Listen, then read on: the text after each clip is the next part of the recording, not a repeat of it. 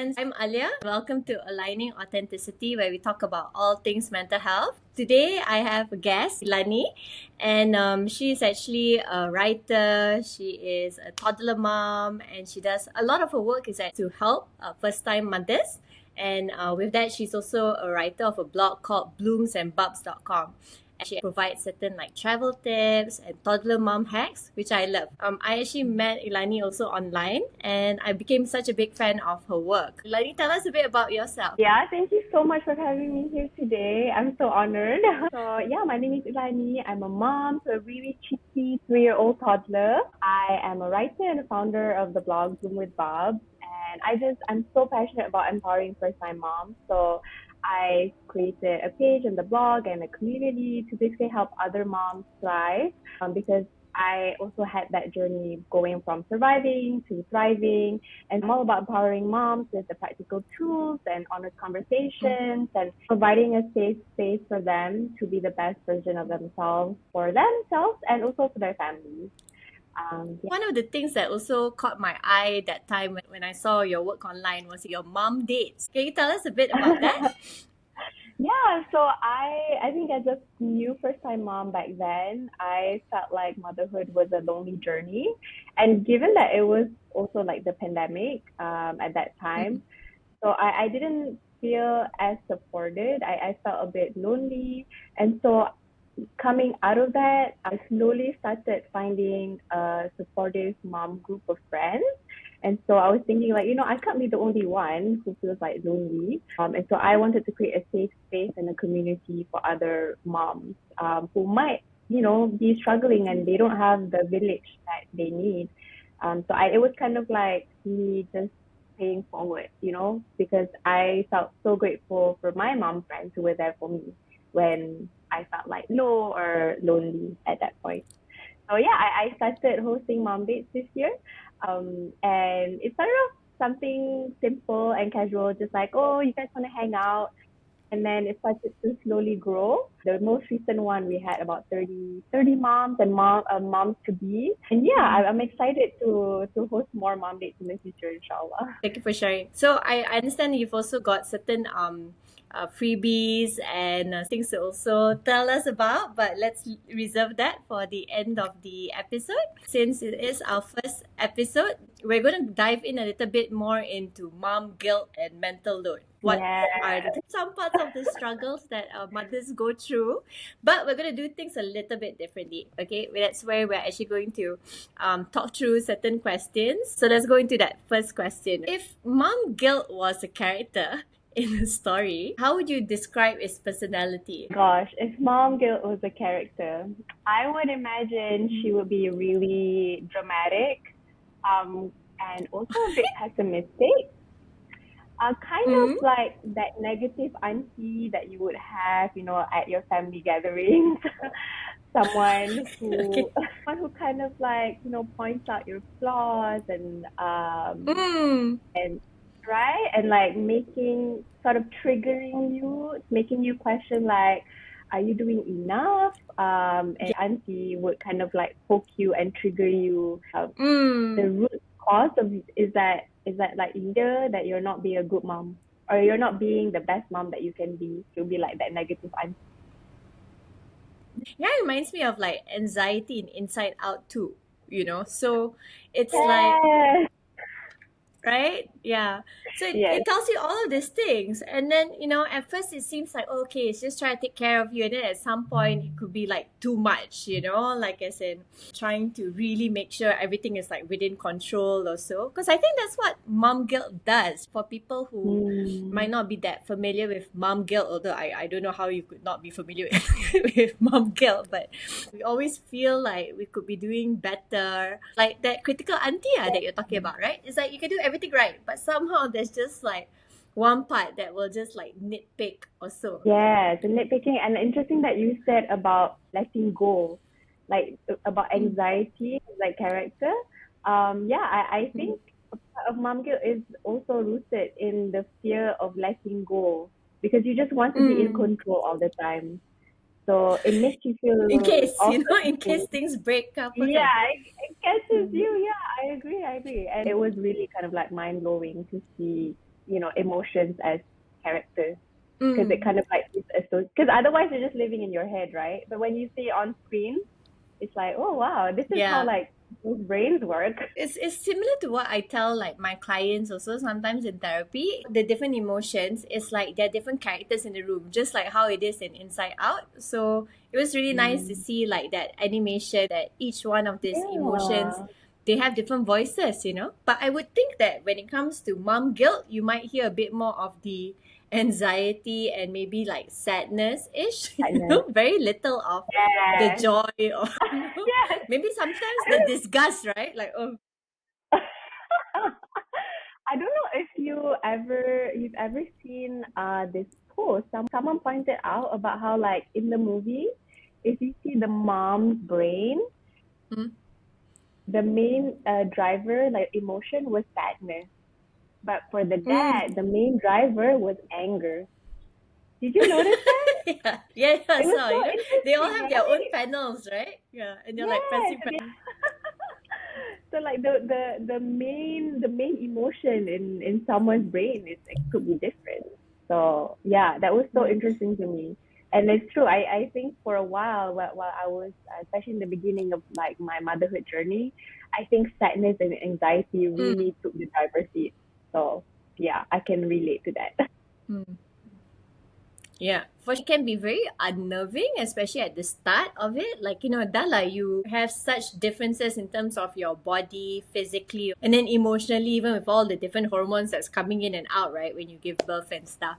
And then to then be faced with, okay, you're literally taking care of a baby. So I remember someone put it in a very like profound way for me. It's kind of like you're bringing back a stranger at that time at least, but you have to automatically kind of like know, oh, how should I like handle this stranger or so. So there you are trying to understand, okay, how do I welcome, you know, this first guest that I love into my house. And then everyone else out there has all these opinions, right? Like, oh, you should do this, you should do that. I say, we all don't know yet what this guest likes, right? So can you That's so share also interesting like a certain moment where it was like a more surprising or like funny moment that you've actually experienced mom guilt? that you just shared about bringing a guest that you don't know yet. I can so Mm. relate to that because I felt the same way. Because I'm like, I know you've been inside me for like 9 months, but I don't really know you. And like, I think we need some time to kind of connect and get to know each other. We need to get to know each other, you know, do some Yeah. speed And dating first. yes. And like, people don't really talk about that because Mm. maybe the myth is that, oh, when you become a mom you just love your baby so much and everything is all nice and rosy, but it's a different picture from reality. So actually Yeah. the one surprising moment that I can share with you, that Mm-hmm. I felt mom guilt was actually when I was pregnant. Because at that time, I was Mm. like, I wasn't really a surprise, but I guess it kind of happened sooner than I expected.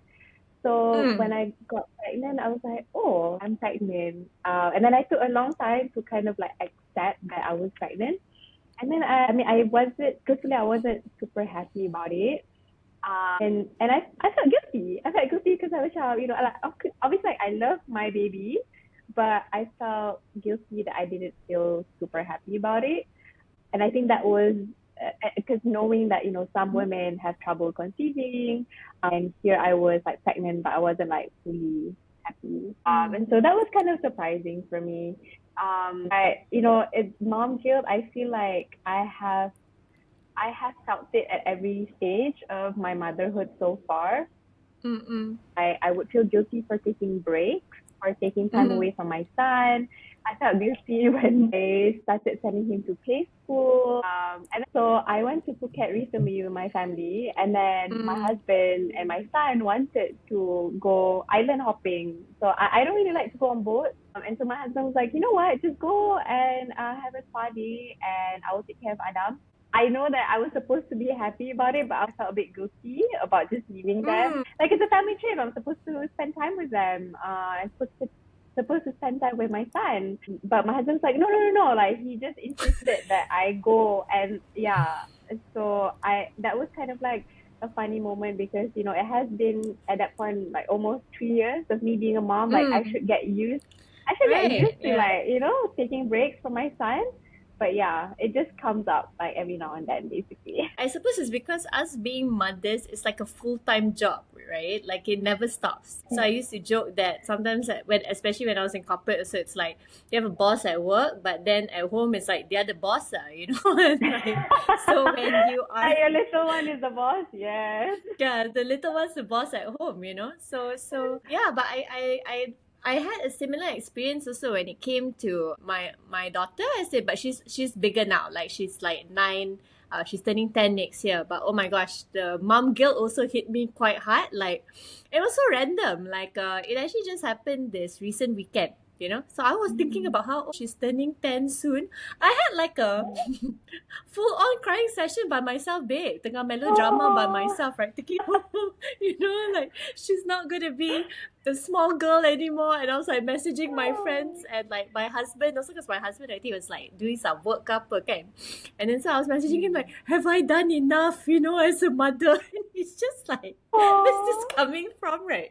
It's not like she's getting married, moving away or whatever. But I'm like, oh, but like, will she remember me in a good way or a bad way? To that level, babe. But I think it's because when you're so busy going through all of it, and like you said, the first time, such a change and stuff, and then you're busy doing the work, sometimes I think we lack that time to actually stop and reflect. And then we start guilting ourselves. Apparently, we just get quite critical, right, with it, which is kind of sad. Like, why would I be crying randomly? Like, but it Is just it? happens, So right? is it her Yeah. birthday soon? Like she's It's turning. He said she's it's in turning 10. February, February. Oh, okay, okay. Yeah, but it's coming up, so you're kind of like anticipating. And I feel like 10 is like a big milestone. It's like a whole Mm, decade of you being a mom. So yeah, it yeah, definitely is kind of a big deal. It's also like a huge milestone for you, not just for her. it's true. But even when it came to daycare, or like you said lah, after it went for daycare, that one also I had my crying session. The first time I dropped her there, and the thing is, the daycare that time that they had CCTV, so it's so funny. Like okay, when I dropped her Mm. off, the first time I was snuck away so that she wouldn't see me, and then I watched the CCTV, babe, for quite a bit of the day, right? And then she's there like looking around, and then after a while she was fine, right? She was fine doing her own thing, but I was the one still looking at the CCTV like crying away. Oh my God, I thought I was the only one. Not the only one. But it I also happened when she went to school, primary one, the first time, mm, right? And then so my husband, when he was there with me, he was like, "You don't be embarrassing, you don't hide in the bushes, everything." Because he saw I was already kind of like going to the side to try and like peep peep. He's like, "Please don't embarrass mm. her. Come back now." Like let's go back now. It's like we worry so much for Yeah. them, because we try so hard at it. So sometimes we always do kind of wonder like if we're going about it the right way. Right? Yes, we just want to be like the best for our kids. So if you had to create a mental load playlist, like a Spotify playlist, what kind of songs would be on it, you think, and why? Yes. So I listed a couple, but I think the Mm. number one song would be, have you heard of the song Surface Pressure from the movie Encanto? Surface Pressure, which is like the older sister, and she talks about basically being the one that has to shoulder all the weight of the Oh world. right. Oh yes, the muscly one, right? Right, right. Yes. Yeah, sometimes it feels like that. It feels like the whole, like the weight of the world is on your shoulders, and that world being my son. True. Yeah. It's so funny that you mentioned the Yeah. word pressure tau because I also thought of that song Queen, Under Pressure. Oh, oh yes, yes. I know that song. That would probably be like the number one song on my playlist. Want to know like the other songs I would put in Of course, the yeah, playlist? I would put Survivor by Destiny's Child. I'm a survivor. um, there's also like many years ago there was a song that was very popular. It's called Bulletproof by yeah. Mm. LaRue. Yeah, that was a good one. Yeah, yeah, I love that one. It's so catchy. Yes, Yeah. yes. And then also Shake It Off by Taylor Swift. Because sometimes you just need to like just let it slide, just shake it off. Okay, so the idea that I'm getting from the playlist, there are no slow songs. There's all the quite. Yeah, it's just like upbeat, it's like I can get through this on a more like spiritual note. I do lean a lot on like my faith and also on Mm. God. If we're talking about something slower, this dua that I always Mm. repeat, especially where I was having like such a hard time. I'll share the meaning. So the meaning is ever Okay. living or self-sustaining. By your mercy, I seek help and I rectify all my affairs and do not leave me in charge of my affairs, even for the blink of an eye. So Mm. yeah, and I'm Yeah. sure, yeah, I'm sure there's the ZK on Spotify as well. But I just learned through this from my friends, and Mm. that's like something that I always like repeat lah whenever I have a hard time. So if we're Mm. talking about something softer, is that one? Well, I love it. Wow. Thanks for sharing. There is this one very short kind of dua that I started using for anything. It has to do with a concept of afia. So it's like asking for ease. I heard somewhere where, on a side note, and of course I'm not a religious expert, but when you ask for patience, right? They say that there will probably be more situations that will teach you patience, right? You're not just given patience. Yeah, I've heard of that. I've heard That's of so. that. I was like, oh, if that's the case, let's just ask for ease. Reframe it a bit. One technique we use in psychology to reframe. So, yeah. But thank you so much for sharing. Sometimes I feel that knowing that things happen exactly when they're supposed to happen, or how it happens, it like allows me to kind of let go of a bit of that guilt. Like, okay, it's true that Yeah. also that has really helped me like learn certain things, right? Yeah, I completely agree. Yeah, I feel like knowing that Allah is there to take care of me and my son and my family, it just gives me that comfort, that Mm. reassurance like we're gonna be okay, we're gonna be fine because we know that Allah is taking care of us. Leading on my faith has really helped me through my motherhood journey, so I'm very grateful for that. Yeah. Yeah, Alhamdulillah. Thank you for sharing. Alhamdulillah. So, can you also share a certain situation when maybe that mental load it became like super heavy? Yeah, so last Ramadan, I felt so overwhelmed like the days leading up to it because I don't know about you, but I feel like Ramadan is always kind of there's a lot of things happening, and then changes Mm. with your schedule and your workload and everything. Mm. And so I felt very overwhelmed to the point where my husband was like, "Are you okay? Like what's happening?" And so I told him I told him lah, like I'm so stressed out. I feel so overwhelmed. Like, Ramadan is coming up and like we have to meal plan, we have to cook and blah blah blah. And that's not something that I enjoy. Like I'm just like not that great at it, and so I don't enjoy it as Mm. much. And he's like, okay, you know what? Why don't you give me your to-do list and I will see what I can take off from your plate. Oh. Yeah. So that's what I did. I did a brain dump of everything that I had to do, including like my work, my personal life, and home things and things with my son. Yeah. Because as a mom, I'm sure you understand. Like, there's a lot of planning and organizing that goes Mm. into managing our household. I just did a brain dump list. I gave it to my husband. He's like, okay, I will help you with XYZ. And one of it was creating the menu for the week during Ramadan, Mm. and then us deciding just like what to eat and what to cook, or like when, if we are eating out, like when are we gonna do it. And so that was like a Mm. huge load, off of my shoulders. And yeah, I would say that was like the last big situation that happened that I was kind of like overwhelmed with the mental load. But that's really on your Instagram is where you share about how you and your husband are actually a team and you're working on things together like tech team, right?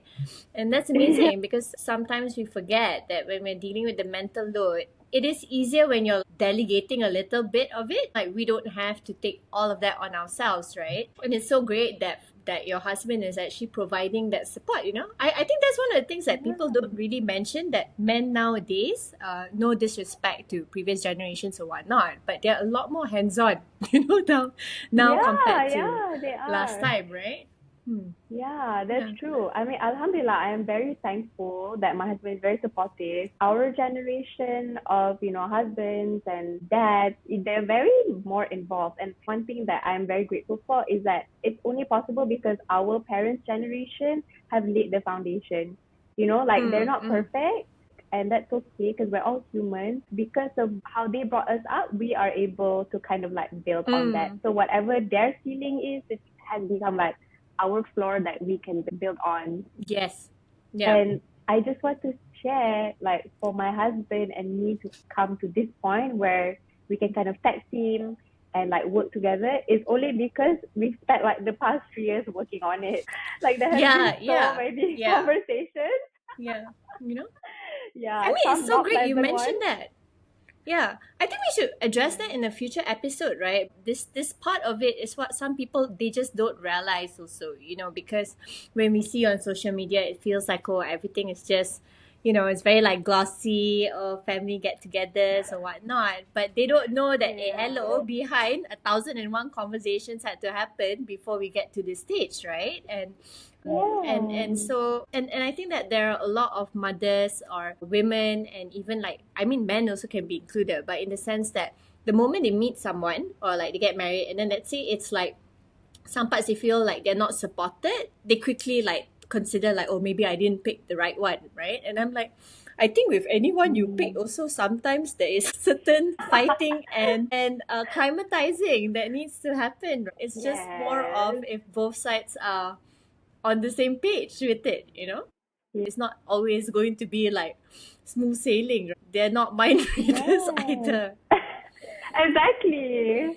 And it's similar to like if you go to a new team or a new department at work, Mm, right? Like there's that stages of like how a team performs. Like the yeah. first is like forming, and then it's storming, and Storming, then norming, and then norming. performing. Yes, Yeah, yes. so it's just like a natural, and it's the same with a marriage. Like it's a partnership. So you are essentially a two-person team, and so yeah, you Mm, need to go through all those challenges, no matter who your partner is. yeah. But I also feel it is a lot of mothers or women I know, it's like that mental load just stays there, because they feel that I can't express it, I can't tell other people about it. I'm responsible for this mental load. What do you feel has been maybe an unconventional way for you to lighten the load? Yeah, so I think maybe I'll share two things. So one in regards to, building that partnership with my husband, Mm, I think that one has been a very, very important part in managing the mental load because we've had to have so many conversations, and I had to literally explain to him, like, look, I cannot be the sole manager of this house. At work, people get paid a lot of money to be the project manager mm, because the job is like you have to anticipate, you have to think, you have to plan, you have to mm, organize, and then you have to execute. So like mm. executing is just one part, but like before executing there's like all these things that you have to do. And so I had to have many conversations with him and like tell him like, look, I can't be the only one, and sometimes I just want to take my manager hat off. Mm, Like I want to be off mm. duty, on some days Yes. I'm not the manager. Yes, yes, yes, yes. You want day off Yeah. also. Yeah, so like if you can do that at work, why can't you do that at home? Like men are capable too. And It's so like, yeah, just tossing that responsibility back. Hello, you too. yeah. And so some of the ways that I have done that conversations with my husband is like take him out on a date and just like have a Mm. good time, and then tell him, like, preempt him like, okay, this is something very important that I want to talk to you about, Mm. and it's important to me, and I just need you to listen. And some, in the beginning, like maybe they don't really get it yet, but like through repetition and over time they will start to Yes, see, yeah, yeah. you know Mm. yeah. And another way that I really helps is we share a calendar. So all the important Mm. events, Yes, especially if your yes. kids go to school, right? I mean, my son is still very young; he goes to preschool, so there's not as many things happening as for example, for your daughter, because your daughter's like in primary school already and she does like all these extracurricular activities. So I'm sure there's like a lot to manage. Mm. And so having a shared calendar really helps so that, we're both aware. That's what I do also. Like the shared calendar for sure. We started it like very early on because we both Mm. also tend to kind of like forget telling each other and stuff. So Yeah. yeah, like we have it there, and it's really been a game changer, Like so now we're like, Mm. okay, if it's on the calendar, Yeah. then we know what that day looks like. Yeah.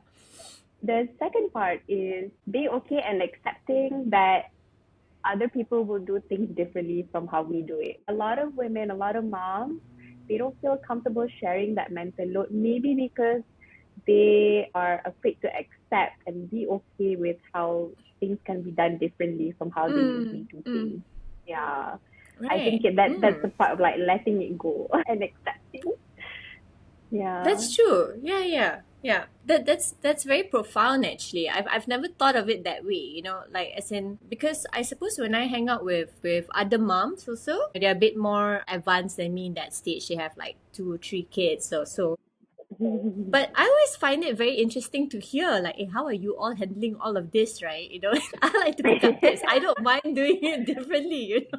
Like I'm like, Yeah. oh, the more ideas, the better, right? So, but that is very interesting. It really makes sense that there are some people who may just not be comfortable with that, right? Because it doesn't really sit in with their worldview. So, if you could give a mom guilt superpower to other moms, okay, what would it be, This and is or such how a would it fun work? question.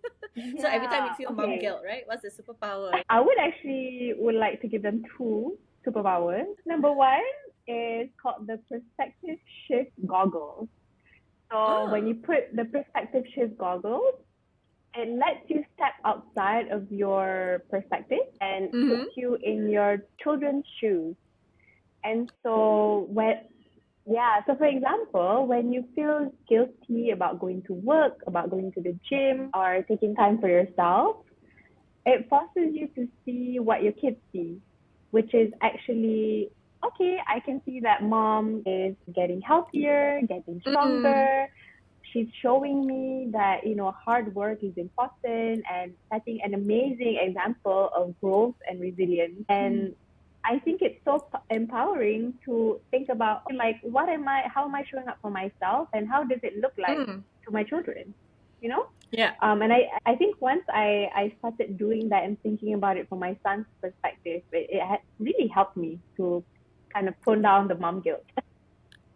Well, And then the second superpower would be a resilience cloak. So mm, if you put on the resilience cloak, to go to work or any outings, and your kids start crying, it kind of helps you to stay calm and confident because babe, that's stress management cloak lah. That's not resilience cloak. That's stress management cloak. It's like, okay, whew. yeah. Because sometimes like when they start crying, I macam like it's so hard to put on this like calm and confident on and not to give in. Because they're crying, but then they're also looking at us how will we react to them crying. One other way that I did, I don't think it's unconventional, but what has really helped with the mental load, especially back then when I was in corporate, oh my God, the amount of WhatsApp groups you have like 5 or 10 for work, and then for her, like, extracurricular activities, school activities, there's so many, right? When you're Yeah. managing the household and stuff, I'm like, this is just too much, right? Sometimes when they give a certain message and then everyone puts there, thank you, thank you, thank you, thank you. So that message just gets skipped. Like the important part, and you're just there like, oh my gosh, like, I have to spend time like scrolling, and I Scrolling. would feel so guilty because sometimes like they'll tell you things like maybe the night before or so, and then it's just missed out on. I delegated it to her, like as in I told her, I said, Mm. hey, because she'd be like, Mama, I forgot already, like you didn't tell me and stuff. And then I would feel super guilty, But then I told her after a Yeah. while, like, it just involved me being very real with her. I told her, Arya, I have like 10 work groups. I have like 3 or 4 of your school kind of groups. I said, so hope you can Mm. answer. You see, for mama, it's not so easy, right? I said, so are Yeah. you willing to help me? I said, then she's like, yes, I'm willing to help you. I said, okay, then you can read it Oh, at night first before we sleep, right? And you check whether you yeah. have the things. And she's like, okay, can, So she would do it. So she would read and then she'll Wow. be like, oh, okay, I see, I need this. But I think a give and take. Mm. Sometimes she's like, oh, 7 p.m. And she's like, oh, Mama, we have to get some things. And I'll be like, okay, I guess we're going out to the shop to get it. Last Like she's minute but run. she's the assistant manager. I'm like, okay, we just do what we need to do. Yeah. But it, Oh, it really it really helped reduce it a lot, the mental load for me, giving them a bit more of that independence earlier. Some people might think, no, it's okay, we do it wow. all ourselves, right? But you'll be surprised how well they can actually possibly handle it, like, when you're just giving it in like baby steps. Yeah, actually, no, I love that. I love that you're empowering her that way, and it's giving her that small part of like her independence also, and Mm. I'm sure it will help her to be organized and to be detailed. Oh yeah, she's building Yeah. all the I mean, skills, very essential yeah, she skills. still forgets things sometimes, but at least it's a Mm. lot lesser. And for me also, I'm not as stressed now, right? So we can actually brainstorm Yeah, more. There's more capacity for that. So I'm very, very thankful for yeah. it. The last question, right? So let's see, Mhm. what is a myth about motherhood that you would like to Yeah. debunk for new mom? Just in general about motherhood, I think a big myth is that motherhood is either all roses and lovely, or or it's completely hard and exhausting. I feel like if you go Mm. online, you see like either one of those narratives. Yeah, But yeah. yeah, but the reality is, I mean, for me, the past 3 years, right, in my motherhood journey, it's a mix. It's a mix of both. And sometimes I can quickly switch even in like just a few minutes. That's when you need your stress management club. And Yeah. it's all about like really enjoying like the good moments, and then, finding ways to navigate the hard moments. It's like completely normal to feel happy and also like frustrated at the same time. For me, Mm. like motherhood is so like contradictory. It's the same situation can make you feel like happy and also sad at the same time. Yeah. When you're dealing with like mom guilt and like the mental load, it's all about like figuring out how to navigate it, and also enjoying or like trusting the process, I guess, you know?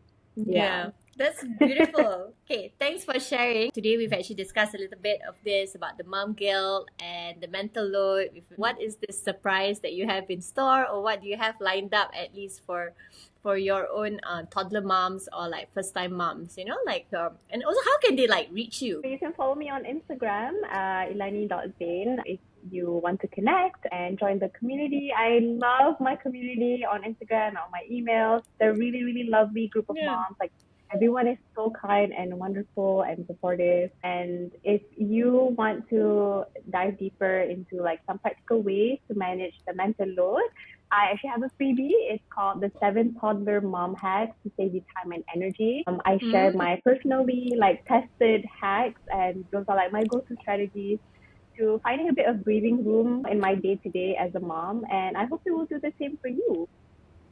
Wow. That's so awesome. I Yeah, also I want to take a look at this freebie. I mean, my my daughter is no yeah, longer you a have toddler, experience. but Yeah, I mean you can go grab it at the link in my bio. But yeah, I can also share it with you. nice, great. Okay, yeah. So thanks so much, Lani. I'm looking forward to more of these conversations that we're gonna have as part of this Mama Matters series. Thank you for your time, and everyone watching this. Thank you so much, Leah, for having me. It's been such a pleasure to chat with you, and I look forward to having more conversations about Mama Matters and mental health with you. Hope you've gained certain perspectives and certain takeaways. And we'll see you in the next one. Do remember to like, comment, and subscribe. Let us know your thoughts, how you felt about this episode.